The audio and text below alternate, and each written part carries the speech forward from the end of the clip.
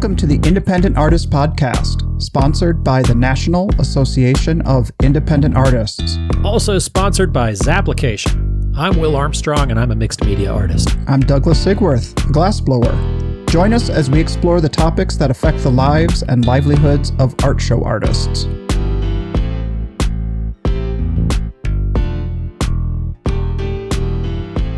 The Independent Artist Podcast is back on the air, and joining me today is a brand new and improved character, straight in from the Windy City, Will Armstrong.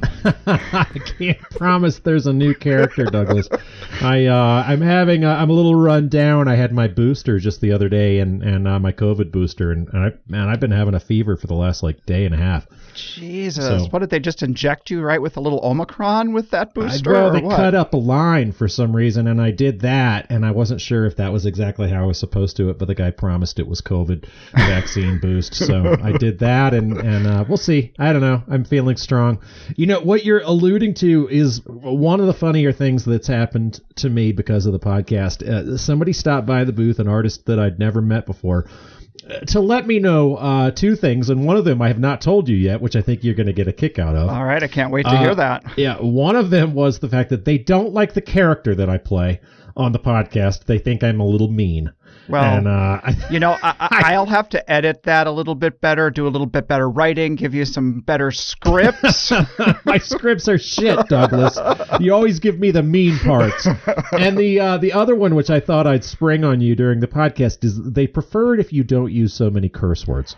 Have I become the potty mouth around here? Well, they said that I just kind of sound like an asshole, but it sounds like I'm influencing you with my bad language, and I think they're not too impressed with that, Douglas. And it's possible, Will, because at Thanksgiving this year, with lots of little children around, I kept catching myself dropping the F-bomb.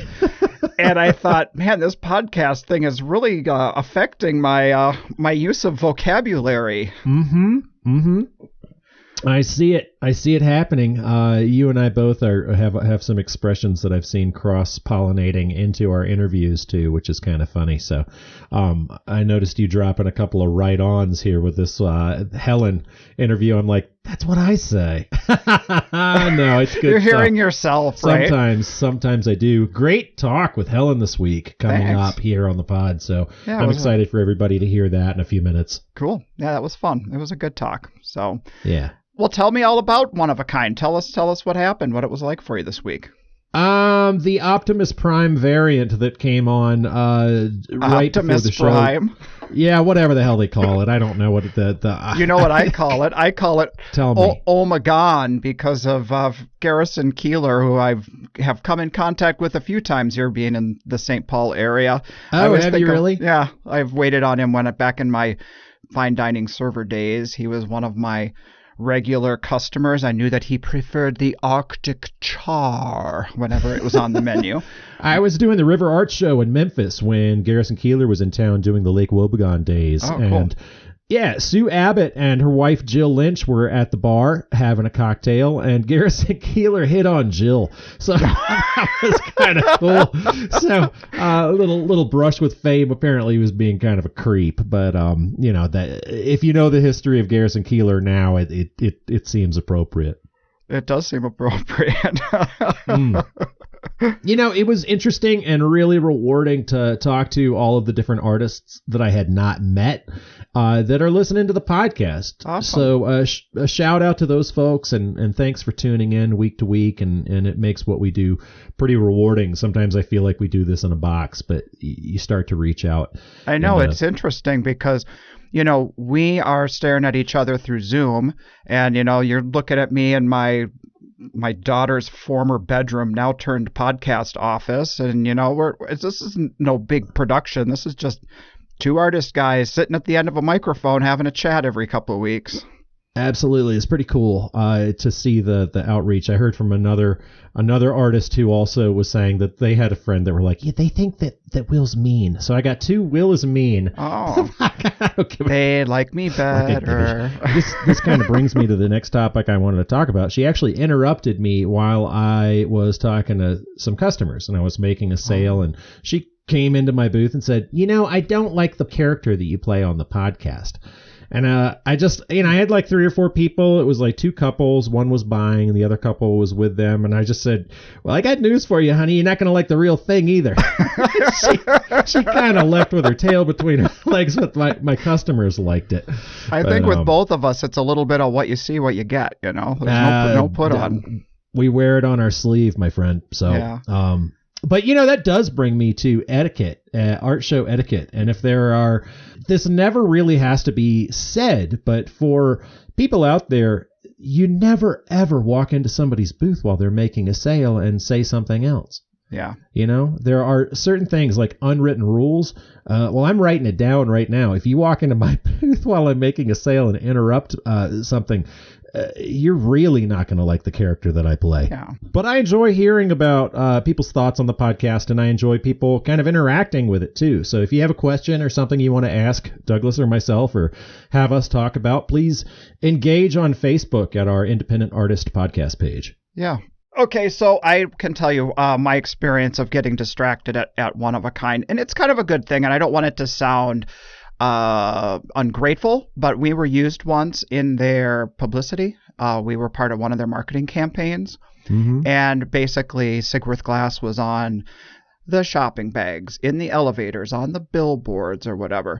So awesome. That was awesome. That was really good for us. But as is the case sometimes with awards or sometimes with that really great publicity, it can turn into a lot of folks who see your stuff, want to walk in and talk about the details around that, and then they want to exit and leave. And so you are left unable to engage with the people who really want to buy your work. And it's hard to know who that person is standing in your booth looking versus the one who's talking to you. Who do you jump ship and give your attention to in those moments? Right. That's where I'm sure it helps having Renee be the other lead with that. So one of you guys can take the lead on that. I had a similar experience because I've done the poster for several shows, and having people come in, and it's not that it's distracting as much as it is a completely different conversation than I'm used to having. I can jump into my spiel and I can say my spiel, but it's like, oh, well, I got to have a different spiel for this one. I have to just be gracious and be like, oh, well, thank you for supporting the show, as opposed to somebody comes in, because a lot of times you're the poster artist and you're the poster artist for a show that doesn't allow reproduction. So the only reproduction that's being allowed to be sold is yours, and you're not getting the money for it. Yeah, because they can buy the poster. Yeah. Yeah. So it's like if they come in and they're like, they bought the framed print and things, I mean, you can't blow it and be like, well, I didn't get any money for it. You've got to be like, hey, thanks for supporting the show. It's like we've said again and again, sometimes you're there for the show, and sometimes the show is there for you. The people that were lined up waiting to see me because I did the poster to see the original work far outweigh the distraction of people coming by to tell me they bought the print. So it's always a symbiotic relationship for sure. It is. I had a couple of really big days at One of a Kind and a couple of dud days, and you were like, you texted me my own words back about, you're like, well, sometimes you're there for the show and sometimes the show's there for you. Yeah. And my reaction, I was like, fuck you, don't give me the words back. I don't want to hear that. I'm having a bad day. I want to wallow. Dad. I could have had a better use of my time if I were only here for the great days and not here for the slow days, Yeah, I guess. So you have to stay focused, though, because you're never quite sure. I did lose a sale because it was a dud day and I walked away to walk the show. Just got, but it happens. How do you know you lost it? Like you expected them to come back and they didn't see them? Like you think they came? They were an online customer, and she texted me that she stopped by a couple times, and I'm had to pull myself away to go re-up for the following year. It's one of those shows that allows you to do that. That's the really hard thing about doing these shows solo. I mean, Renee and I have been able to find our groove since our children are old enough that we don't need to sit and babysit them all the time. And so when I used to go off and do the shows alone, I had those moments where even a bathroom break or whatever, any kind of a break that you need to do what needs to be done, you can't run to the van and grab something without leaving your booth unattended. So, it's hard. Your business model is completely different than mine, I would say, because you rely on chipping away at the stone of your goal. Like you're making these smaller sales, and then you have the bigger bumps to you'll have a bigger sale, but you'll have these big bumps that get you to where you want to be.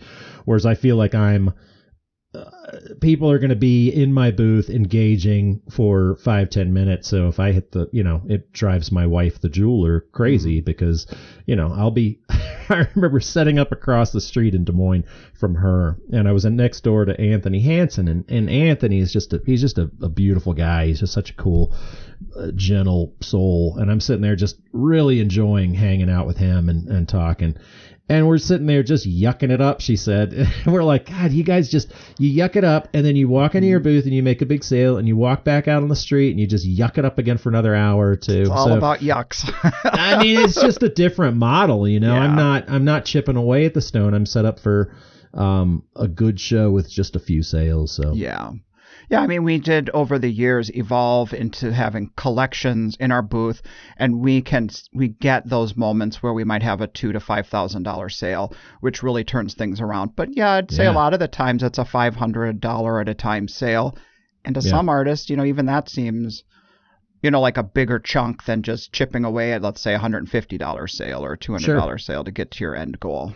Definitely. I have to say, for us being back in the studio this past 2 weeks since the last episode has been just nice. I mean, to get up every day and to just focus on the work. And, because of that little unfortunate incident with having to buy a van, I decided to launch another little website sale so we could have some revenue come in. And it's just so nice to every, so often have my phone beep and say, oh, look, another order. I'm not even at a show anywhere. I get to make work in my studio and still have some revenue come in. So that's been a nice treat after this crazy hamster wheel that we've been on since July. The invoice program that I use gives me a notification with a cha-ching after my people have paid the invoice. I love that. Me too. It's the old-fashioned cash register. Yeah, it's great. So, hey, I wanted to jump back into last week because we recorded the preamble before we heard the interview, so we didn't get to talk about our reactions to Dylan. And I thought his conversation brought up a really good point that a lot of artists struggle with, and that's the idea of the role that academia plays in us being roadshow artists, kind of being a little bit, diametrically opposed to each other. Right. And I've mentioned some of that before in the past about how academia, this is going to make some people mad, and I don't care. Academia a lot of times it's like the old adage of those who can do and those who can't teach. Mm-hmm. And I think that's kind of unfair because I think they do. But I think the people that teach have the ability to, they're getting paid. They're getting a paycheck. They don't need to have the grind of actually creating work that sells in order to keep food on the table. Mm-hmm. So they can create whatever artwork that they want to do that's completely out there. So a lot of the people that we as artists learn from are people who don't actually appreciate the fact that we're coming around to selling it. They believe in the gallery system, which they don't teach because they haven't been successful at it for themselves for the most part. Mm-hmm. Or they teach academia. It's like, well, I don't want to teach art. I want to actually make it. So how do I go about actually going through and selling it?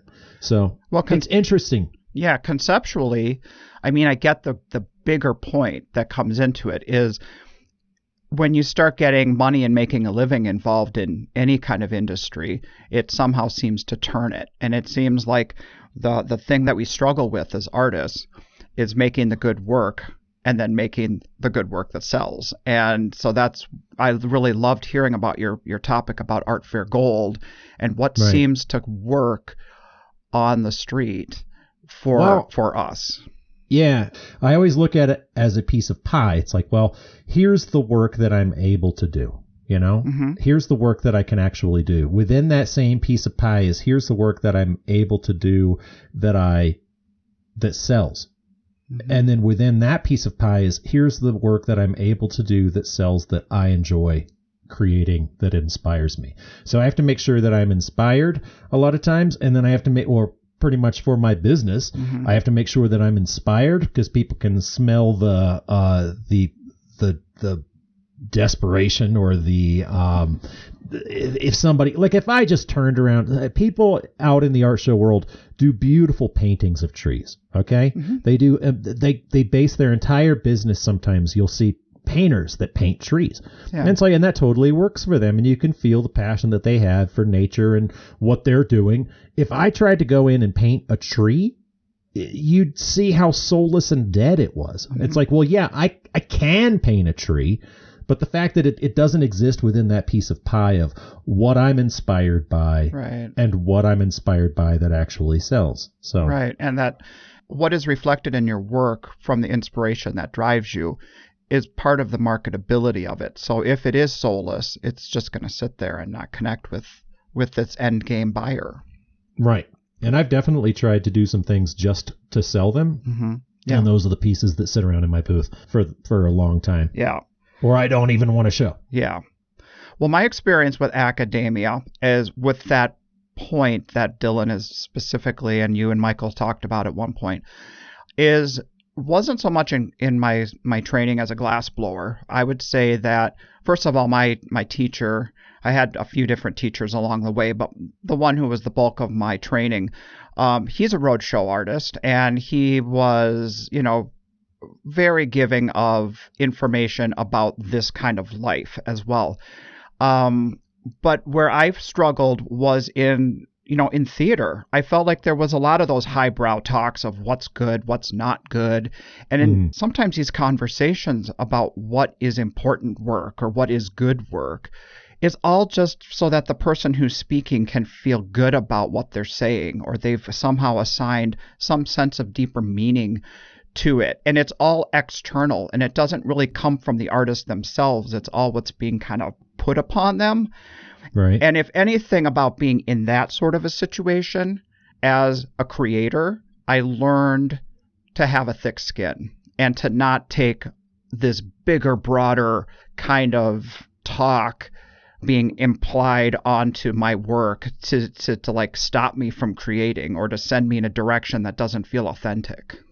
It's interesting. You mentioned that it seems like the artists that went to school and learned a craft, whether it was Michael Schwegman talking about ceramics or you talking about glass, it's a different kind of academia than it is talking to somebody that's creating 2D. Now, granted, I went to school with a communication arts and design degree, so I was headed on an illustration tract. Yeah. But whereas you've got Dylan and Helen, they're on more of the academic, headier art tract with the fine art degree. For sure. And that's where you get into kind of butting heads about doing festivals or doing art shows, I think, because they do make you sometimes in that kind of academia feel guilty about your pursuit. Like a sellout, you're just making it to sell it. Well, yeah. Yeah. Well, exactly. And I wonder if it's the same in different, where you have higher brow festivals, where you have some of the, your Gasparillas or your Cherry Creeks, or Smithsonian or Philadelphia Craft. From my craft, schooling, those kinds of shows where it's more sculptural and craft based. Yeah, where they're not necessarily looking down their nose at what we are doing. But I take umbrage with that. I get kind of hot on that topic. As far as any kind of topic that gets in the way of me selling my own work or somebody taking an attitude about it. Mm-hmm. And then, Always. This kind of makes me want to transition here into what Helen and I talked about, which is, okay, so as roadshow artists, we have a strong connection to what we make, but that's a component of who we are. And really, the avenue that we've all taken for selling is also a component of who we are. So a lot of us out there on the road are looking for this life where we are upfront and personal with our work, direct interaction with other artists, and direct interaction with the people owning our work. And that's why we do this. Absolutely. It's exactly. And what we do for a living is all about that personal connection too. And we don't want to buy work from people that we don't connect with. Mm-hmm. And so, I try really hard if I'm in a bad mood to just kind of shake it out and be like, just focus on being likable and open and connected to the clients, because that's why they're there. That's why they're there at those particular shows and not buying from a gallery. They want to meet us, you know? They do. Yeah, I like that aspect. And I love your talk with Helen. And it's interesting what she talks about going into, she's fresh off of a trip to Miami for Art Basel, and it's a great talk. It's a comforting, kind of interesting talk about art. So let's get right into it. Let's jump into Helen Gotlib. This episode of the Independent Artist Podcast is brought to you by Zap, the digital application service where artists and art festivals connect. You know, Will, I started applying last week for next season's art shows, and I just really love that with Zapplication, we can categorize our shows by favorites, and then I can go in and sort those favorites by application deadline, so I never miss an application to one of my favorite shows. It's true. It has lots of different options, lots of different add-ons and tags that we can use. And I never seem to have enough time. I mean, I just got home from the Pearl. I got to get back in the studio, get pieces made, and then there's applications coming due. I'm so busy with all of the other hats that I wear to go onto other websites to apply to shows. To be honest, I don't even do it. I only go to Zap. Yeah. And basically, if I don't have to think about it, then I'm a happy man. Today's guest on the podcast is Helen Gotlib, who lives in Dexter, Michigan, just outside of Ann Arbor. Helen got her start in pen and ink drawings, but when she was first exposed to printmaking, that set her on the course to where she is today. Her work is deeply textured, whether it's the printmaking works on paper or the mixed media pieces mounted onto wood. We are really happy she could join us here today on the show, and I look forward to her talk. Hey, Helen, welcome to the Independent Artist Podcast. Thank you for having me. We had a little dose of Dylan last week, so now we get to hear from you. Hopefully I can be as entertaining and interesting as him. Well, we mentioned on last week's preamble that both Will and I, we compare notes. We say, hey, I really want to talk to this person. And one week I said, hey, I really want to talk to Helen. It was right after I saw you in Sun Valley and had a chance to chat with you. Mm-hmm. And he goes, that's funny because I really want to talk to Dylan. So we've been planning this 1-2 punch since about, August. Awesome. So, first thing I want to talk about is you just came back from an exciting trip. Yeah, we just got back from Art Basel, Art Week in Miami. We were down there for 5 days just checking out. We got to see the main show, Untitled, Scope, Nada, Miami Ink. I mean, it's so funny because when we've been going the last 3 times it happened with our good friends Rick and Lisa Loudermilk, who I'm not sure if you know them, but they also do the show circuit. Cool. And they have been going for like 15 years. Anyway, so they were so excited about it and they got us into going. And every time you tell somebody, oh, I'm going to Miami when you're from Michigan, they're like, oh, how was the weather? Like, did you hang out on the beach? Did you have something? And I'm like, no. It's all about the beach. Yeah. I'm like, the weather was perfect. I was inside looking at artwork for like 8 hours a day, every day. And like, that was, obviously we walked on the beach in between shows, but it's just so much work to see from all over the world. I feel like it's an incredible opportunity, to be able to see that many different types of work, different, galleries and everything all at once. So I wanted to like try and take it in as much as we could when we were there. It's gotten a lot bigger from when it first kind of came on the scene, because is Art Basel all of the events or is it its own show? No, it's its own show. So I guess like people kind of use that as like a blanket, like Art Basel. But that show happens in the convention center there. And then all these other shows are like their offshoot shows, which are also some of them very high quality, but kind of focused on different things. And Art Basel has a lot of the secondary market and really contemporary artists. It's like a mix, and whereas like some of these other shows are like only new artists, only work that's been being seen for the very first time, really fresh. So to me, some of the other shows outside of Art Basel are actually more interesting. Because it's like what's coming next kind of a thing? Yeah, exactly.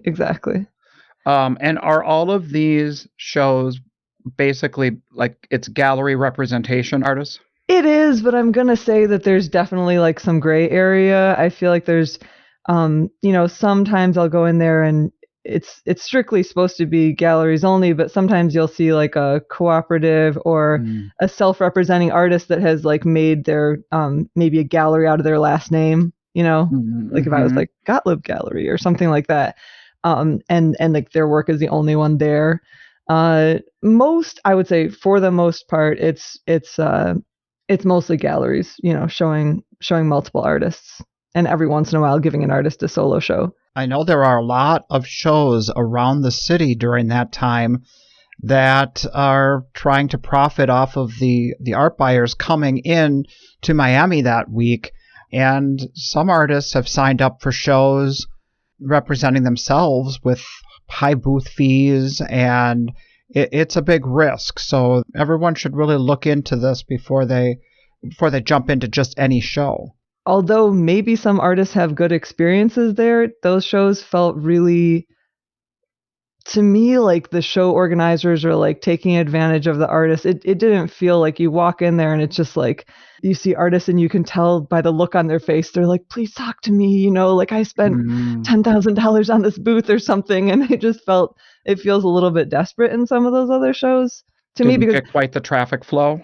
yeah, I mean, like there's some traffic flow, but I don't know, like there's so many other shows that are like higher end that I remember the one year we went, there was this artist that came all the way from China, and she had these amazing ink portraits that were just gorgeous. And it was just like, I'm thinking, what are you doing here? You know, compared to, you need to be at one of these other shows, but she hadn't been discovered by any of the other galleries that were, you know, going to be at the bigger shows. So she kind of, and I mean, I understand even from my own feeling going there, Rick and Lisa had been so many years, and the first year Rick was just like, okay, this is going to be awesome, but I just need to tell you, like, don't let Art Basel psych you out. You know, like, don't see something and feel like you need to change everything you're making or figure out like how to like hurry up and like show there. Just go into the experience like totally open-minded and just like see everything. And it's really hard to do that because of course you want to say like, oh, I want to be showing here too. Like, how can I get in here? And you know, it could be a head trip. I mean, there's so many things that can come along that can totally make us reinvent our wheel. Yes. But then there are good things to take from it. But I get their advice of saying, you know, don't throw it all out and start from scratch here. Yeah. You're doing something right. Yeah. And then, this year he was so funny. He said something like, now that I've seen what I've seen, like, anything goes or anything goes on the table or something to that effect. You know, it's just kind of like, you know, just it's a free for all or whatever. So, well, I will say, because I think this is a good conversation to have, that we don't have some of our artist friends or newbies put themselves in situations that are risky financially, you know what I mean, get themselves in trouble. But I do think that some of these sculpture guys who we see on the street who make really high-end work, I know that they did really well at the show, and you know, they know what they're doing. So it's really something to research and kind of get. Yeah, I mean, like I said, I don't want to be like throwing a negative spin on that. There's so many shows that even if you're there for like an entire week, unless you're, I mean, I like to look at things pretty closely. So, and also like a lot of these places, they have like the way the booths are set up, often there's like a closet where they like hang all the small pieces. So it's like, you really have to like look around to make sure you don't miss anything. And then even within that, every day they're selling work and they're putting out new work. So like, unless you were at one show every single day, you're not going to see everything that is shown during the Miami Art Week, which is kind of cool and exciting. But at the same time, if you want to go to like the main big shows, there's not time to go to those small shows. You know, if you're, and I think about that as like being a buyer, you know, if I was a buyer too, like looking to spend money. I mean, maybe people are looking to discover some artists there, and hopefully some artists are doing well. And I think overall this year, in my experience, I mean, on the street anyway, and at some galleries, like things have been really good this year. Cool. Well, I'm glad you didn't go and decide to reinvent the wheel, because you're doing a lot of things right based on some of these awards you've been getting lately. You're on fire. Thank you. We were like totally looking forward to getting back out doing the shows again at Winter Park this year, but we couldn't. So we were watching from home on social the parade with the award winners. And for one, I was so excited that, you know, you won Best in Show. But then I had this thought in my head. I thought, wait a minute. Is this an old video, or was this 2 times in a row, or what? It's kind of embarrassing. I'm embarrassing you, I know, but it's well deserved. But it's true, right? Wasn't the last show you were also best in Yeah, show at in Winter Park? 2019. Yeah. Wow. That is just insane. That is so incredible. I'm so happy for you. Thank you. Well, what does that do to your head? It doesn't, honestly, I'm like always in this weird competition like with myself, and to me the awards don't really matter. I just want to like keep working and make my work grows and I feel good about it. It's great if I get acknowledged, but if I don't get acknowledged with awards, I don't really care as long as I can, sell enough to keep having this life that I love. Does that put any added pressure onto you? Like, well, I got acknowledged for this show. Now I need to continue at that level, or I need to make something better, or to constantly, you know what I mean? Does that get in your head at all? No, no. I think that it's more about, I hope that every time I make work, each new piece is better, but like I think it's just like every group of work you hope gets better. And, within that group, sometimes there's ones that you feel like you really hit, and then other ones you're like, that is the one that's like taking me somewhere. It's like my idea is I can feel it's leading somewhere, but I'm not quite there yet. But like all those pieces need to happen. It's like a journey. It's like being in a laboratory and just like, putting things together and say, what if I do this? What's going to happen? And just this. And then like, oh, I like that outcome. Like I should use a little bit more of that and like move to this thing. So if I'm hearing you right, it sounds like you're really deep in the process and the learning from the materials and the learning from the design, and the external part of it does not play a role in your process. Yeah, most definitely. I'm more interested in the work, and like I said, if I get acknowledged with an award, great. If I don't, that's fine too. If you were to step outside of yourself and view it as an outsider, why do you think there has been this recognition? What about your work has changed that stands apart? Because it's not just getting, like a little nod. These are like best in categories and best in shows. These are like getting the top tier type awards at great shows.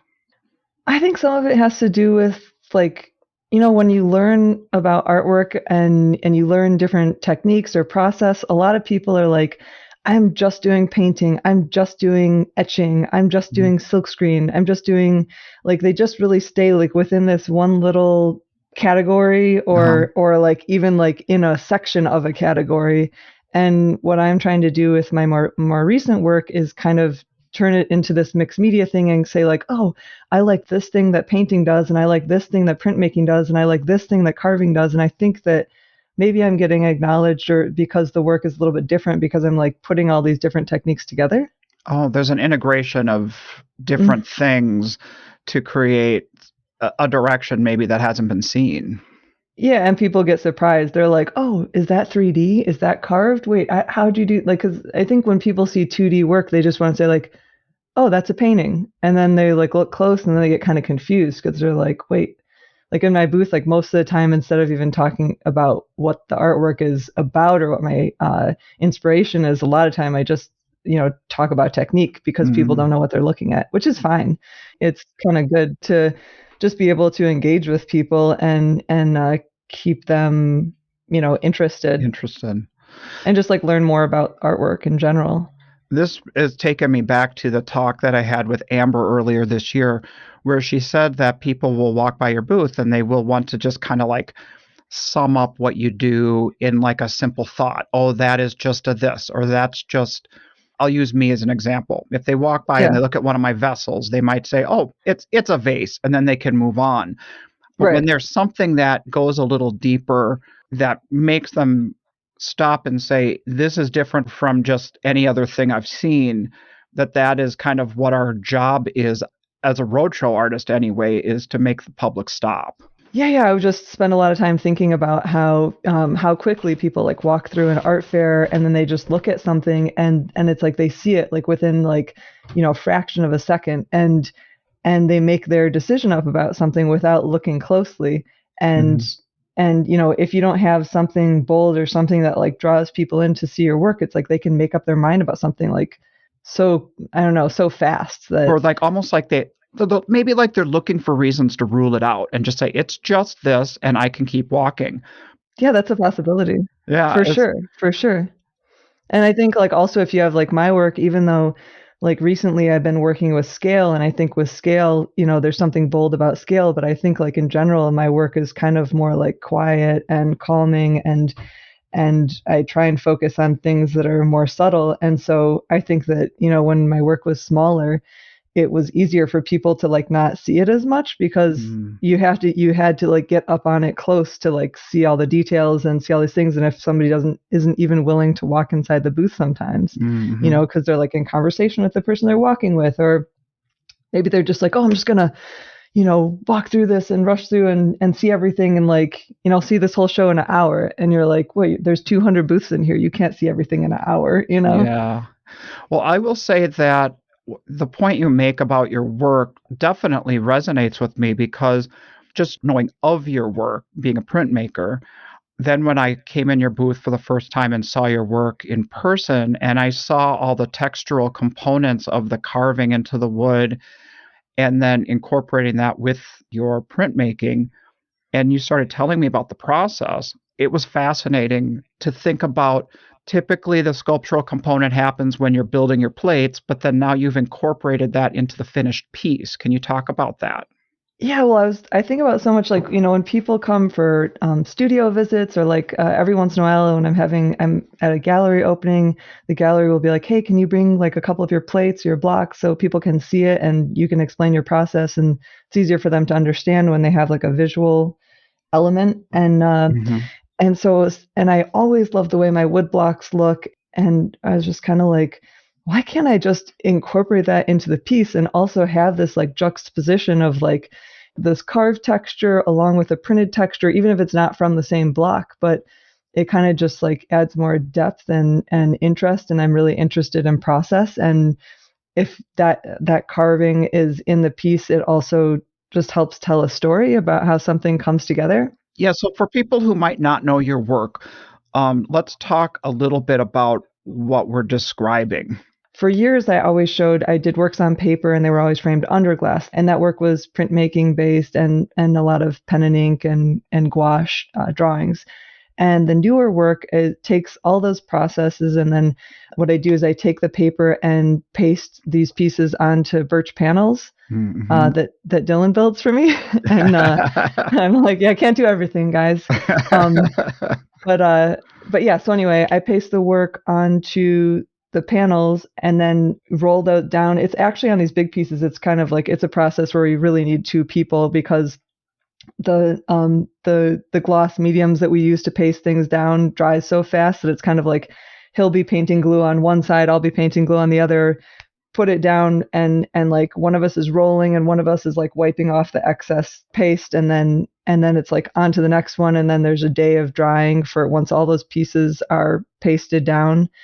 And then I have to go in, trim the piece, varnish it, and then I'll go back in and sometimes carve elements like the sky and do gilding with gold and palladium leaf for some of the highlights.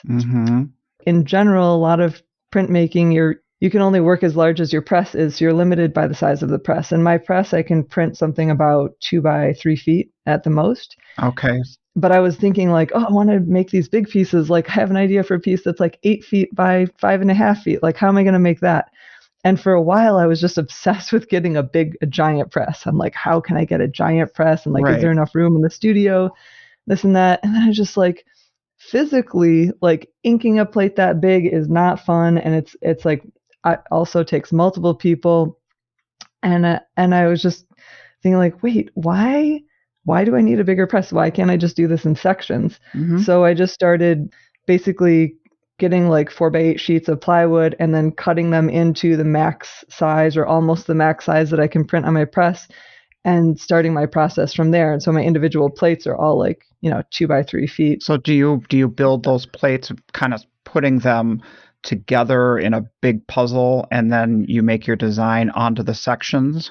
Yeah, exactly. I'll like cut all of them. And then what I've been doing recently is working on these dry point plates that instead of using metal, I use plywood covered with a thin layer of vinyl spackle. And so I sometimes work in the spackle when it's still wet. what I'll do is I'll do one plate at a time, but then like I'll lay them out on the floor as I'm working on them, and so I can kind of connect some of the lines together. I will admit, over the years, this has been the one medium that has eluded me as to process. And I hear that from a lot of artists. They're I like, already know, like when I start talking about it, I feel like I go off on a tangent, and literally in my booth almost every single time, it's like I'm 2 sentences in and the people just have this like glazed over look on their face, like, uh-huh. And I'm just like, oh, I lost them again. you didn't lose me here. But I just am acknowledging the fact that I've almost not asked questions about the process in the past for fear of just looking dumb. So if I ask dumb questions, No, not at all. Not at all. But you are building a plate so that when it's finished and you can ink it, the ink settles into the grooves and the crevices, and then that is like it gets transferred onto the paper.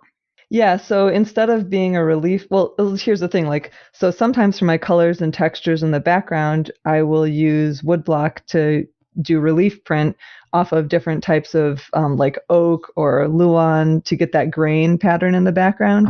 Like my most recent work, I'm mostly just doing dry point, and those are the spackle plates I was talking about. Once I do all the scratching, and sometimes once the spackle is dry, I'll use a Dremel and I'll use needlepoint and a fork and just any kind of sharp, tool that I can use to get all the lines in there. You sound like a glass blower. We make tools out of just about anything. Yeah, and like some of the tools I use for inking are ceramic tools. I don't think that there should be so many categories and like putting people into these little pockets with artwork. It's like anything goes.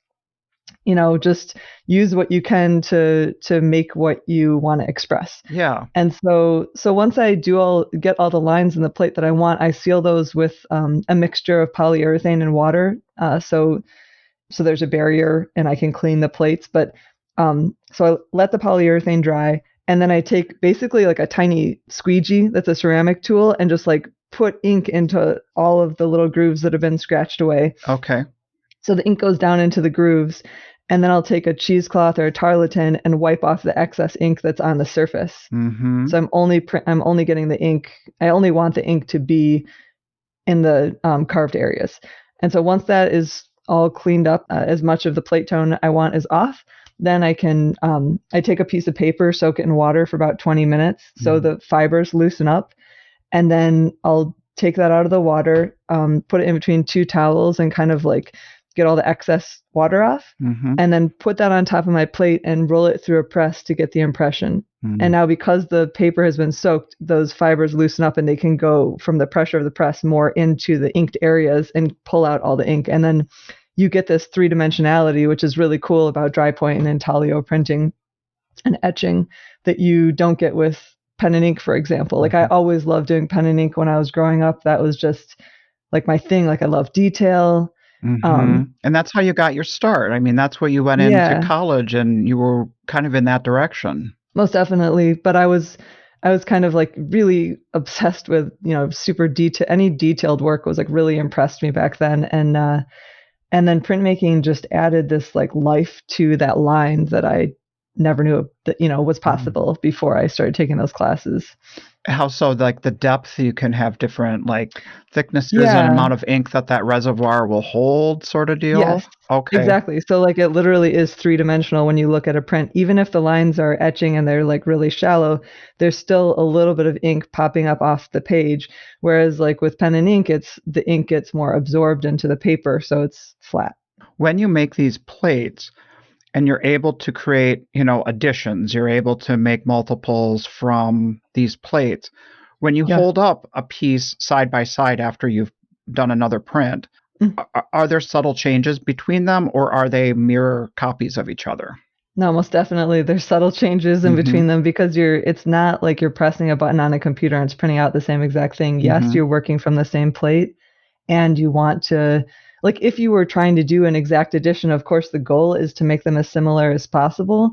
But for me, I'm really interested in plate tone and playing around with that. And each piece is definitely like, some parts are going to print a little bit darker, some parts are going to print a little bit lighter. And I love that variation, to have that variation within addition, I'm actually not that interested in additioning per se, because for me, like on these large scale works that I'm doing, yeah, I'm printing the same thing several times and putting together this piece several times, but because I'm carving it individually every time I paste it down and I'm gilding it individually every time, it really makes it even brings out those accents of like, this is definitely a one of a kind piece Yeah. every time. Yeah, that next element of the adding the highlights or the carvings, then it becomes its own original, even if the print is quite similar. quite similar. Exactly. Yeah. It's a lot like with glass blowing too. You know, we go to blow and create an exact. If somebody orders 10 pieces, they want them all to look the same. Right. You know what I mean? You're going to look at it, and to the artist, of course, we're like, well, no, it's different here, it's different here, it's different there. Maybe to the untrained eye, they look at it and they go, no, it's the same. But yeah, they're definitely.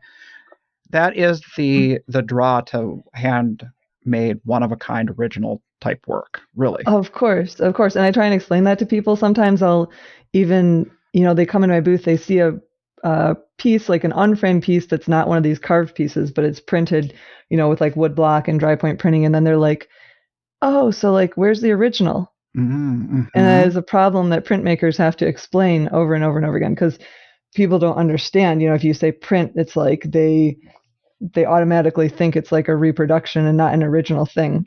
That is a topic that, gets people really confused and really heated. And there are some printmakers I know out there who are tired of that. And one good friend of mine, Carol Swayze, actually got out of the printmaking business because that struggle to explain your work all the time was exhausting. Yeah, sometimes I listen to myself on, I'm sure we all have this thing that we say in our booth. It's like broken record mode. People come in, they ask the same questions, and and then you're, okay, here I go again. Yeah, right. And sometimes I'm even like, Dylan, can you believe that I sound like I just said that for the first time? I feel sorry for my neighbors. 1 million times.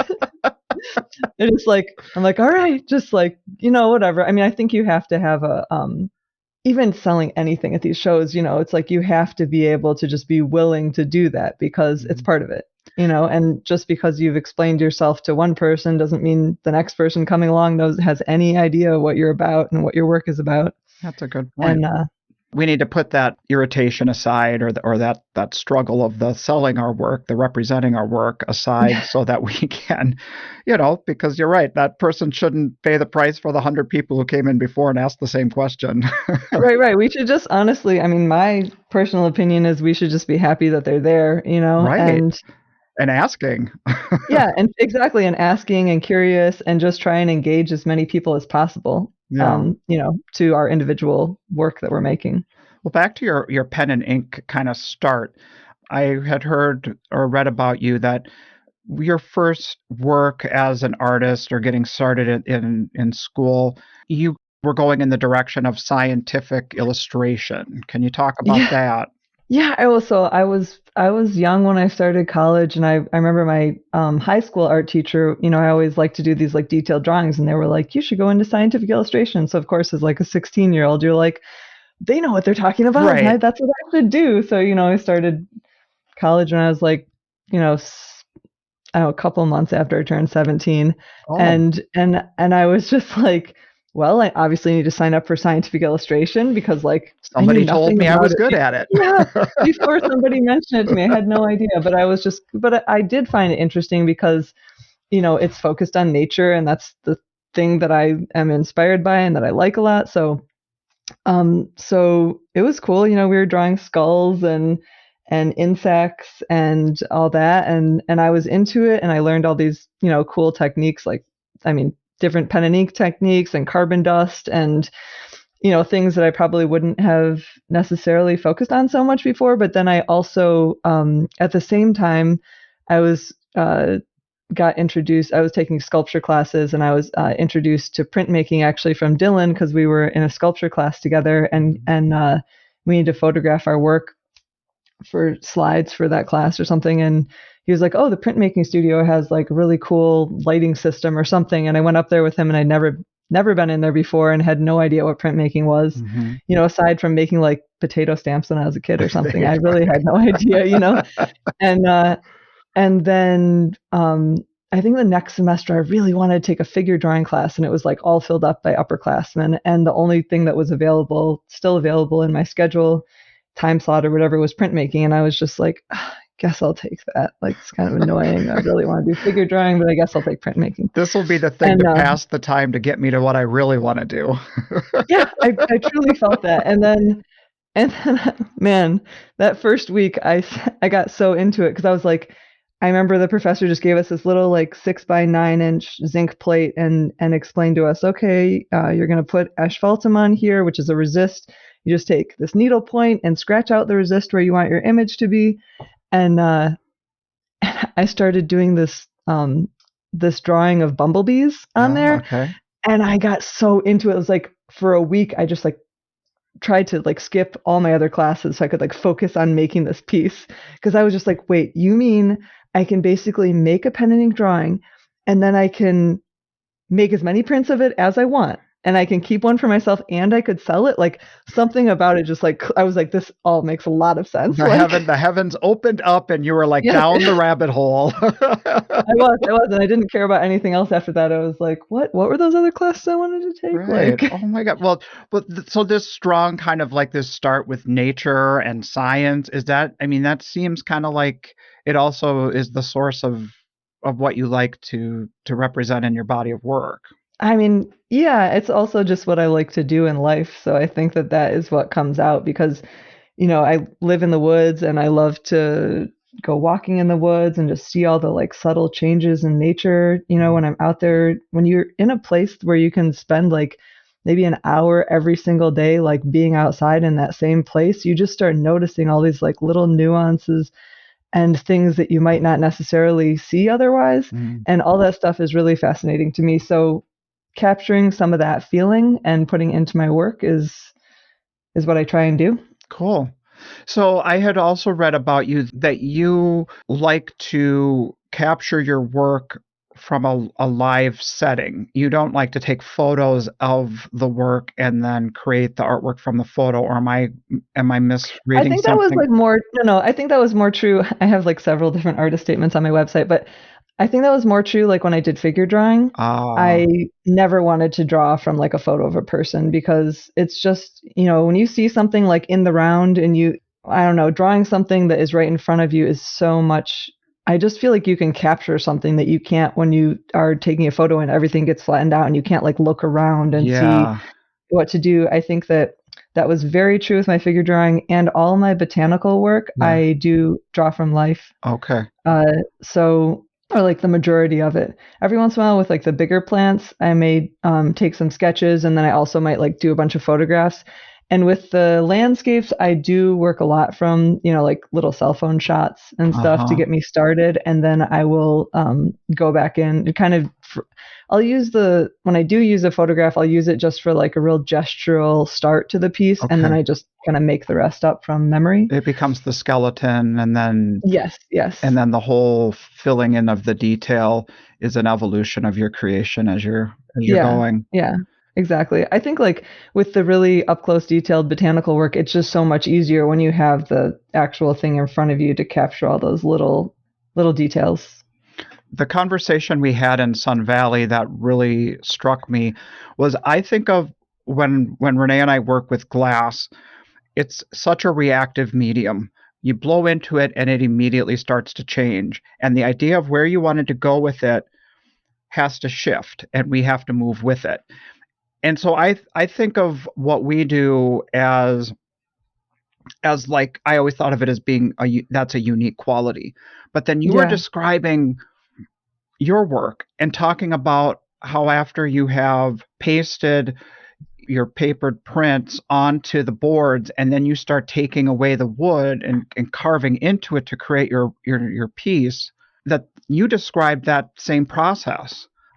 Yeah, well, sometimes it's like you're working on plywood, and plywood is every layer is like a new discovery. Like treasure, like discovery. Yeah, it's like excavating, you're kind of like, ooh, okay, this layer is like carving really nicely. And then you get down to the next layer. Sometimes you carve a little deeper and you're like, it's just like there's like a piece of wood missing. You're like, I didn't even know that was, Right. a layer like a pocket inside the wood, or something that's like much harder to carve. And you kind of just have to go with it, because you're like, oh, well, this huge print that I've already, made the plates, made the prints, pasted this thing down, waited for like 2 months for the ink to dry sometimes because it's so thick. It's on here. I need to make this work, Right. So, That is a lot of pressure, because the lead up yeah, to that point, it's like you can't just decide, okay, now it's garbage. You have to right. It's evolve like, with it, and you have to make it work. yeah. So sometimes if I start having problems with normally my strategy is that if the wood doesn't want to cooperate, I just carve deeper. Mm-hmm. And hopefully the next layer is going to be more forgiving. And normally that works on a few places. Sometimes I have to put wood filler and like wait for that to dry and then like carve that. And if it's going to be painted over or gilded over, it's like not a problem, every once in a while. But yeah, you just kind of have to, I think with making artwork, with life in general, you just have to kind of go with the flow and like see it, what presents itself, and then like react accordingly to each thing, and sometimes change what your original plan was, like you were talking about, Mm-hmm. Yeah, and to sometimes make it work in the end. you get to where you think a dead end is, but if you end up stopping, then you've created a dead end. So you have the choice Right. of evolving and making that dead end work. You might need to take the day off or a couple days off and say, where am I going with this? Yeah. Oh no, sometimes I'm just like, okay, this is not what I planned to get done today. Like I thought you go in there and you're like, all right, to carve this sky is going to take me like, a small one, maybe like 3 hours. And then I'll do this and that. And then it's like, and then something goes like totally the opposite of what you expected. And you're like, all right, and I'll be working on this third of this piece for the entire afternoon. Okay, and, yeah, or whatever. It's fine. I mean, I think that's part of it. And I like being in a situation where things are always, changing, and you don't always get exactly what you expected, because I think that would be boring. Absolutely. I hear you. Totally. Yeah. It's interesting what you say about what interests you. It's almost like you're talking about a holistic life. Like part of what you like in your life is living in the woods, walking through the woods. That becomes the source of your images that you create in your artwork. And it makes me think about the title of the movie that you produced with Dylan, The Life We Make. I mean, am I picking up on kind of life you're trying to create for yourself or craft for yourself? Yeah, most definitely. I mean, the thing is, you never know, like when you start. I guess this goes back to what we were just saying. It's kind of like, I don't know, I think when I was younger, like sometimes you get people saying like, what is your 5-year goal? What is your 10-year goal? And I'm just like, I have no idea, like I'm just trying to see what's here in front of me and like react accordingly. Yeah. And I think when we used to live downtown Ann Arbor for like the first 8.5 years, we were doing shows, or even we started doing shows maybe a little bit before that. But I mean, that was easier to like get models, to come to the studio and draw, and I was drawing a lot of the botanical things, were like all things that I grew in my garden, and that was what was there at the time. And if you would have asked me if I wanted to live out in the woods, out in the country, like when I was in my 20s, I would have been like, you're crazy. I just that's something that old people do. I'm not doing that. And actually now I realize that I'm here. It's actually more, I would say, like you have to have energy to live in the woods, because there's a lot of work to do, like to manage the land and your surroundings. It's not like in the city where everything is kind of like cut back and already pristinely managed, Right. I remember you saying in La Quinta when we talked a couple of weeks ago, you said, yeah, we really got to get home. We've got to cut some wood. We got to get ready for winter. It's like, yeah. Oh my gosh. Our property has this like pipeline easement, and the last summer the gas line company came through and they cut down all these trees, and I was like, and they were just shredding them, and I thought, that is so much firewood. What are they doing? And so I just told them, hey, just like put all the trees you're going to cut down on the side of our property. Well, I looked away for like a minute, and I thought, oh, there's going to be like 5 or 10 trees. Mm-hmm. I looked and I was like, okay, they're stacking up these giant machines, putting everything there. And then I went, I don't know, I think I went to the studio or was doing something else, not paying attention. I looked back over like a couple hours later, and there was literally like the mountain of trees, not processed, that was like as high as a first-story building and like, I don't know, 30 or 40 feet wide. Like, Right. I mean, it was massive, and I just thought, oh my God, what did I do? What did I say? You don't have a backhoe to go out there and drag them away. You have to cut them with a chainsaw. No. Yep. And Dylan and I went out there, and I think we processed like a couple face cords of wood, and I was just like, this is a full-time job. And so we end up hiring this guy that we normally buy wood from to come, and ended up being about 30 face cords worth of wood. Holy mackerel. Which, if you're not familiar with what a face cord is, No it's clue like what a 4 face by cord is. it's like one log deep by like 4 feet by 8 feet. Oh, that's a lot. Yeah, so it's like it's years and years worth of wood for this. But we have a wood burning stove in the studio and in our house, so Okay. it's awesome. But it's also like we stacked some of it, but there's a lot that needs to get stacked. So that's a project. That is a project. Well, yeah, I kind of think back to the conversation that Renee and I had when we were first dating and thinking about the kind of life that we wanted to create and, being self-sufficient artists, making a living at it was that conversation. And we came off of the 80s, children of the 80s. Both of our fathers worked for companies, big companies that moved them up the line, had to manage teams of people. And you think that kind of a job is, gets you set to retirement. And then when they got to be the age I am now, they found themselves unemployed. And that left a huge kind of a effect on us because we thought, Definitely. that's not the life that we don't want to put our energy and time into the American dream, somebody else's business. Somebody else's thing. It's Right. like, I want to do my own thing. Right. So for better or for worse, I think that's what gets a lot of us on the path to this life that we make. And we discover along the way, kind of like we discover our work, how we take evolutions with how things evolve and change. Sometimes we find ourselves at a real pickle and we just keep moving, or we are really grateful and we look back and say, this has been a really great life. Yeah. No, and I think, yes, I think that being an artist and getting to meet people and show your work is definitely a great life. And I don't think, like, when I was younger, I guess like the time right around when I was going to graduate college and stuff, like I didn't really have any, like, I guess, okay, when I very first started college, I was like, I'm going to be a neurosurgeon and a scientific illustrator. And then like I got into college and I started taking classes and I was like, and I'm going to learn Japanese and I'm going to learn, and I'm going to travel to all these countries. And, of course you get distracted and you get like introduced to all these new things. And it's like, you can't really plan out what you're going to do. But there was always one thing where I was like, I'm always going to be an artist. And I really, like, after studying in college, it was like, didn't feel like there was any other true options for me. That was just kind of like, that seemed like the only thing that I knew how to do and that I was like comfortable doing. And yeah. And I'm glad that I found somebody else that is, has a similar vision as far as like the way they want to spend their time and, with Dylan. Yeah, absolutely. Like Jay talked about in my previous interview, he talks about us all being rare birds. And when we do find that person who gets not only who we are, kind of that drive of the kind of life we want to live, but then who can kind of like tolerate, the instability behind it and can ride that roller coaster.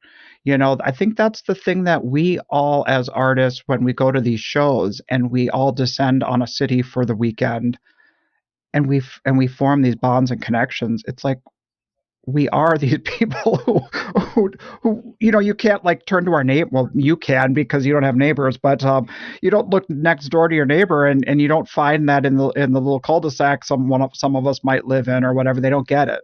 Yeah, we have neighbors that are a little bit, Remote? It's spaced out, but yeah, it's not so far away. Our one neighbor like got chickens, and so we go over there and like buy some eggs from them sometimes. Our other neighbor has like totally different schedule than us, and they're like, one is a nurse and one works at Toyota or something. So like we don't have as not that they're not nice people, but we just don't have as much in common with them, So yeah, sometimes people that I have been good friends with in the past and then get into situations where like it's so strange, like with artists, I could like travel with any of the artists that do the show circuit, and it's like if plans change or things, whatever, all of us are just fine. We're like, okay, that happens. Okay, we go on with it. Like, some other friends, it's like that have, more of like a set job where it's like everything is the same and they do the same thing every day. And then you try and like go, I've been in situations where I like try to like travel with people like that. And it's just like, you don't realize when you just like go to a dinner, and like hang out with people for like short amount of time, you can get along so nicely. But then like when it's like more time, sometimes you're like, wow, this person just thinks so differently than me. And it's like so apparent in those, longer stretches of time. We said we were going to do this on the itinerary. And that's what we're going to do. And that's what we're going to do, even if it's going to now make us miserable. At one point, it sounded like a great idea. Yeah. I'm like, no, we're going to change the plan now. Like, that's what we're going to do. Right. But yeah, I think it's important to be flexible in life, and you will have experiences that you didn't expect to have, if you stay open-minded. You said one of your interests was Japan, and I know that you spent some time in Japan. Can you tell me a little about that? Yeah, so my professor at art school at U of M, University of Michigan, is from Japan. His name's Takeshi Takahara, and so he, I was introduced to his work, maybe my second year of school, and I remember originally I wanted to study abroad, and I was looking, I wanted to learn Spanish. I mean, I'd studied a little bit of Spanish in high school, and I was like, oh, I'm gonna go to a Spanish-speaking country, and I kept looking at all these programs that were like exchange programs with U of M. And all of them were like art history based. There wasn't a lot of like studio classes. And I was talking to him about it because at the time, like I was already in my third year, and he was like, oh, well, there's this program in Kyoto, and I think you would really like it. It's all printmaking studio based. Oh. And I was just, at the time, I was like, I really hadn't thought about Asia at all, like anything about Asia. I was just kind of like, that just seems so foreign to me. But because he was like so encouraging, and he was like, yeah, it's they've got a great program and everything. And I think what you should do is, of course, I'm still young, at the time I was like 19 or something. I think what you should do is like take a crash course in Japanese. They have one that's like 10 credits in 10 weeks for the summer. And then you just like go there for a semester after that. Okay. And I was just like, okay. Yeah. So I said, I got a scholarship to go for a semester. And I took that crash course in Japanese and, got my basics down. And then when I was supposed to go just for 4 months, and after 4 months, I was just like, I was it was just such an awesome experience. And also I had a friend who was also just graduated, who was from China, and he was going to take a trip around China. And he had asked if Dylan and I wanted to go with him there for a month during that time I was there. And I was just like, I asked my teacher, can I stay for the rest of the year? Like, that be okay? And he told me, his reaction was like, you're so strange. No student has ever asked me that before. And I was like, really? And I was like, does that mean okay? Right. Yeah, sure. As long as it's okay with your, everybody's back home and in the States. And, so I checked and made everything. My scholarship had run out. So I did some, like, on the side, a little bit of like English teaching to little kids in the neighborhood where I lived to make some money. Yeah. And, but I mean, I was there, I got to travel around China for a month. I got to travel all around Japan, meet all these awesome other students from all over Asia. I was really like one of the only Western kids there. So one other student from U of M, Sanango Akpem, came with me, and he was there for for a semester. And then he went back home because I think he was about to graduate. And then I was just there and really more immersed at that time, because it forced me, because there was also another kid for the first semester was from Australia. And then after they left, it was like I didn't have anybody else to speak English with anymore. So I was like, okay, now you really have to like, make it was more effort, so in like learning the language and just being more immersed in everything. And it was a really good experience. And Was there anything that kind of stuck with you with your art, with moving forward in life? I think I definitely think like certain aesthetics, and I also think just like living in another country for a year can, and I don't even think this is like specific to Japan at all. I think that you just learn that I think the more you travel, the more you realize like not everybody thinks the same, and not everybody approaches the same problems the same way, and it's easier to like get along with people and just like appreciate a different point of view sometimes when instead of just being like, no, this is the way, like we were saying before, like this is the way this happens. Like, no, it's not. Like there's lots of different ways to get to the same end result. Kind of and I think that going with the flow kind of thing that we kind of keep coming back to. It's like that. Yeah. I mean, I remember I was there for working on my work, and I was frustrated like with this technique, some technique stuff I didn't really understand, and the teacher was like not coming to talk to me at all, and I'd already been there for maybe a month. And I remember talking to this other this Korean student, and she was once like, I was like telling her, I'm like, I don't know, like did I do something wrong? Like the teacher hasn't come to talk to me, and professor hasn't come to talk to me. And she was like, have you talked to him? And I was like, no, like.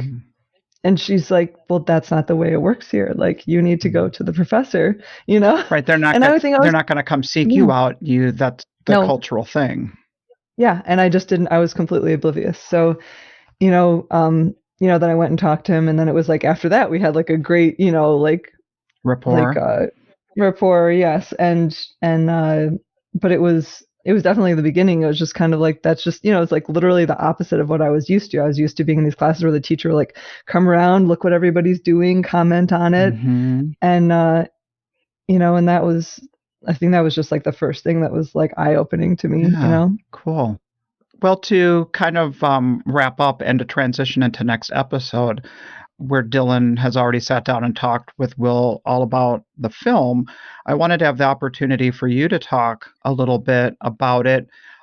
And pardon me if I step on my ignorance behind it, because I do know that you are a producer on the film, but you and Dylan are partners, so there is quite a partnership involved in the whole process of everything you guys do in life. So I don't want to somehow like short in my description of what your involvement is. I mean, is it his project and you're kind of like participating in it, or is it you and Dylan's project? I think it's more his project. I mean, I love being part of it, and it was, the thing is, we were, as we were driving all over the country and doing all these shows, and there's really nowhere within the U.S. that I won't drive to do a show, Mm-hmm. If I think it's, has potential. So along the way, there were artists that we're close with and that we spend a lot of time with that we knew we were going to interview and would see anyway. But we got to know, and this is actually something I think is really cool about this podcast, and is that, you kind of know a lot of artists, but, you only know some of them really well, Mm-hmm. Doing the show circuit. And it gave us like an excuse to like ask certain people where it's like, oh, can we come to your studio and like give you or have an interview or like watch you do some work in the studio? And then like a lot of times we end up like, sleeping over at their house and, having dinner and maybe going to like some random event that they were doing and getting to, enjoy learning a little bit more about their lives. And so I was, just being there, I guess, I don't know, like along for the ride. I mean, like, I think there's a few interviews where I asked some questions, or I know the Amy Arnold one, and anyway, or that I'm sitting there and I kind of interject and ask a few questions. But I think like the overall vision was definitely, more Dylan's, and I'm happy that I got to like, be there to share part of that. What I really enjoyed when you gave us all a sneak peek of it during the pandemic is that a lot of us have commented that this group that we know, these other artists that we know, and we all kind of have these similar ways of thinking about life and why we do what we do. And when we were at home from the pandemic and not seeing each other regularly, it got kind of lonely. Oh my God, that was like seriously one of the hardest parts about the pandemic for me. It's just like, I think everything else would be okay. I'm like, okay, I'm away from everybody. I'm away from all this COVID. I'm like out in the middle of the country. Nothing can hurt me, But then like when I would think about like not being able to see my artist friends for like however long, like for an undefined amount of time, like that just like, I don't know, man, that to just like was really overwhelming for sure. And so that's what I think Dylan's film and this podcast is an opportunity for us to hear our stories that are a little bit deeper. And obviously, we're not going to walk into somebody else's booth and say, hey, tell me about experiences that really shaped your work. This is how we kind of get to know more about you, Helen. And usually it's a one-on-one where nobody else gets to share in it. But I think that this is really a good opportunity, the film and this, for us to continue to motivate like-minded other people like us, to keep this industry going. Oh, for sure. I mean, the inspiration. Yeah, I agree. And gosh, I mean, to that note, it makes me think about like how we need to get some more younger artists doing the show circuit. Definitely. And I've thought that too. And when I joined the NAIA, we kind of need to step into the next generation. Yeah, most definitely. I mean, I remember when I was in college, there was one 1 hour class, I guess, or like special class where an artist who had done the Ann Arbor Art Fair came and like talked to all of us about like the possibility of like doing the student section or like what you would need to do to like get your stuff together to do that. And it was kind of like, I don't, I mean, I feel like it could be like a whole semester long class, like, all of the things that you could learn to go into making a living as an artist this specific way versus in art school and maybe like the other things that seem possible to make a living, which would be like graphic design and scientific illustration and industrial design, which get all the options on the table. Yes. And this option, like Dylan talked about last week, it never really seemed like a legitimate or a valued option. It kind of seemed like something that instructors might look down upon. Thankfully, my instructor was and is a roadshow artist, so we did learn a bit about that, which I'm grateful for. I remember but that isn't the norm. No, I remember setting up. I think it was like maybe my last semester of art school, and setting up a scab booth at the Ann Arbor Art Fair, and being like just terrified that like one of my professors would like come and see me there, And then it was so funny because like to me at the time, it didn't occur to me that like they hate the art fair so much that like there's no way they would ever come to it in the first place. Like, why was I even scared of that?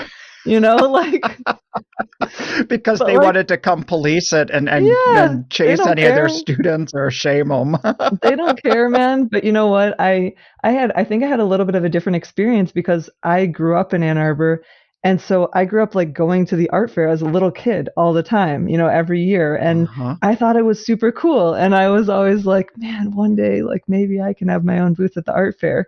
And so it was always this thing that was kind of like in my head. I didn't know how many other art fairs or other shows there were all over the country that I could do, but I was always like a goal to be able to do this one at least once.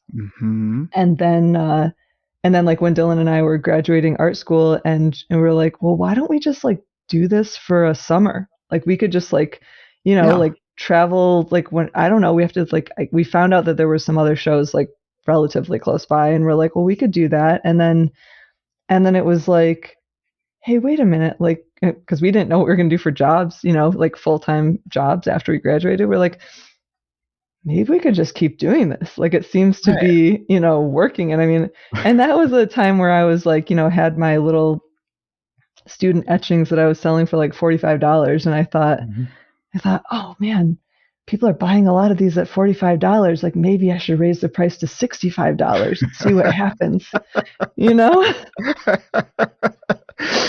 And we've all had those first conversations when we start making money that we think is really good money, and then we look back on it now and we're like, well, it was a start. But it was a start, and it was enough to like engage us and make us realize like, hey, there's something here. And then I remember being it was either Flint Art Institute show or Greektown, and we were set up next to this older artist. His name was Phil Dimmer, I think, and he did these abstract paintings. And I was just kind of like looking at his booth setup because everything we had was relatively small, and he had like some small stuff and some medium stuff, and they had like one giant piece on the back wall. And it was like I had never, I never made a piece that was like the size of the whole back wall. I just thought like, wow, that's crazy. And then, he laid some knowledge on us. He was just like, yeah, you want to have like something for every group of person that might come in, like Right. smaller stuff helps sell the bigger stuff, and it was just kind of like, oh, okay. That was And like he just, the first yeah, mentor that kind of it was. laid out how it works. And Yeah, it was interesting because I mean there wasn't another person, like telling us like in school, for example, like this is what you need to do, ABC, Right. like but yeah, so that was interesting. I don't know. That was good. I'm glad he was there in that moment, that random show that like that we thought was such a big deal at the time, and it's all stepping stones. Like for all these younger artists, it's like you don't need to like try and do like the top tier shows right when you start. Like sometimes doing the smaller local shows to where you live are like, that's like a good place to learn, and also like, not have to put as much money towards investment towards, to like learn, and work out what you're trying to do. And then, take that to the next level and start doing the like A and B shows versus the C shows or whatever.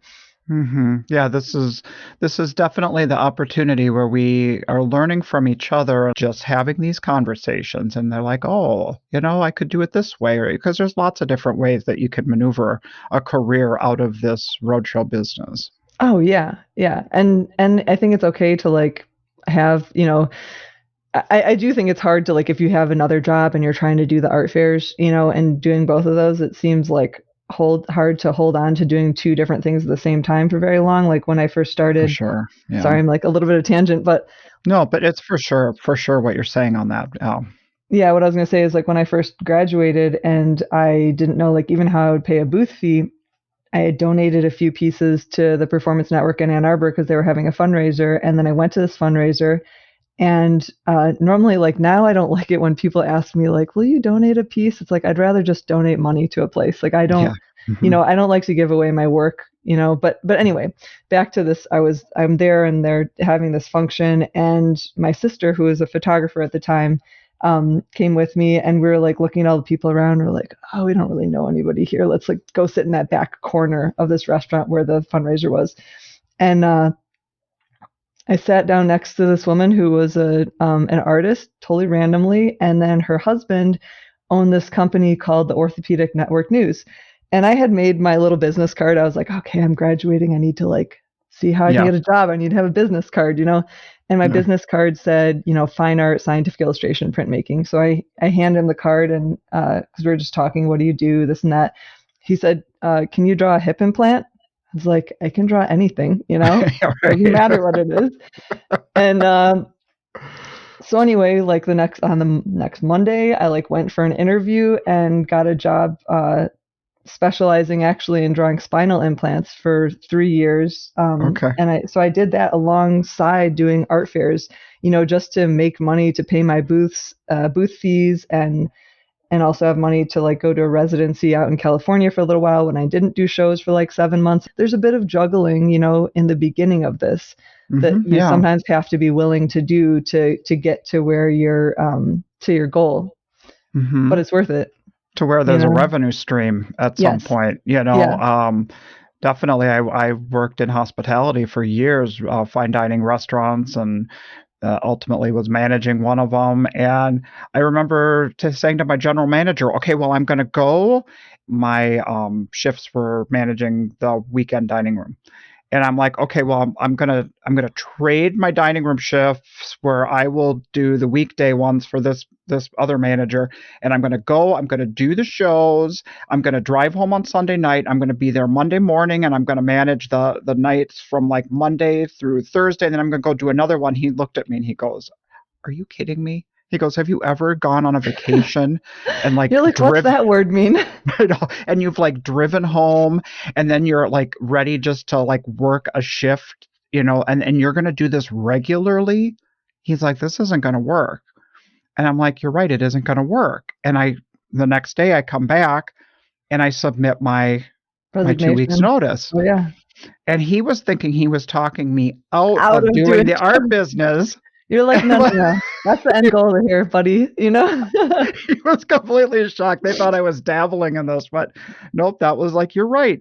You inspired me to quit this job. Hey, man, sometimes, and I was so nervous when I had to quit. I just thought, okay, I'm, this like steady, like job that I know how much money I can make from it.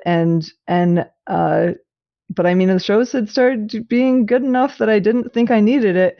And I remember just like having a cell phone and like having the guy I worked for his number, and I was like about to press, like to call him. And then, my heart's racing. I'm like, all awkward. And then, I started talking to him and said, hey, I've got these 2 projects, like working for you and like doing these shows and making my own work. And I just don't have time to do both of them. Like, there's no way I can for sure put my all into it anymore. And he was so kind. He was just like, I knew this would happen eventually, and I'm just in this business to make lifelong friends. And like, aww. I'm happy for you, that you are making this work. And I was just kind of like so much relief, No kidding.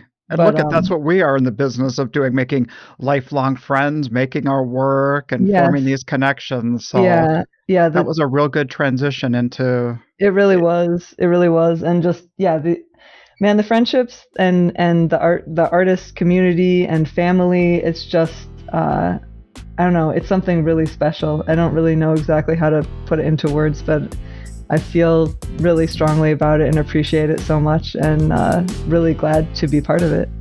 Oh, thanks for sharing your story today. This has been a lot of fun talking to you. Yeah, definitely. Thanks for having me. Definitely good talking to you too. All right. Thanks, Helen. Bye-bye. Yep. See ya. Great talk with Helen there, Douglas. I thought it made a really nice bookend with my conversation with Dylan.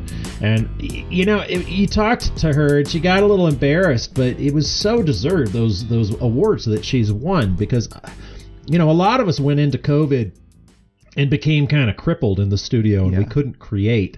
And what I saw those guys doing, Dylan and Helen, were like, they just explored and they got better and they got more interesting and they got more passionate. And so it's nice to see that rewarded. And it's funny. Sometimes you see people win the awards and you're like, oh man, it's like, they're doing this thing and they won the award. It's like when you see one of those guys, certain people, like when you see Helen win the award, you're like, oh, well, yeah, that makes sense. Well, there's the ability and the passion and everything about that is just, Well, it just kind of came to me in the moment when we were talking to ask her about stepping outside of herself and asking, why do you think this is happening? Why do you think you're getting recognized? What's different? And I loved her answer talking about, combining techniques and integrating different things and not kind of staying in a narrow lane. And it really, the piece is the focal point for her. And then the different techniques on how to get there. It was just really cool to hear how she's incorporating different things and different techniques in her work. So anyway, was good. There's nothing contrived about it at all. It's just you can feel the passion and the love of the work. And Will, can you imagine putting over 2 months into a piece and then starting to carve into it with a Dremel and be like, okay, this is where I'm going with it, and have it not going the way you want? Oh my God. Yeah, you know what? It's cool with this podcast too, because it has there were elements of what she was talking about that reminded me of Jay McDougall, your talk with Jay.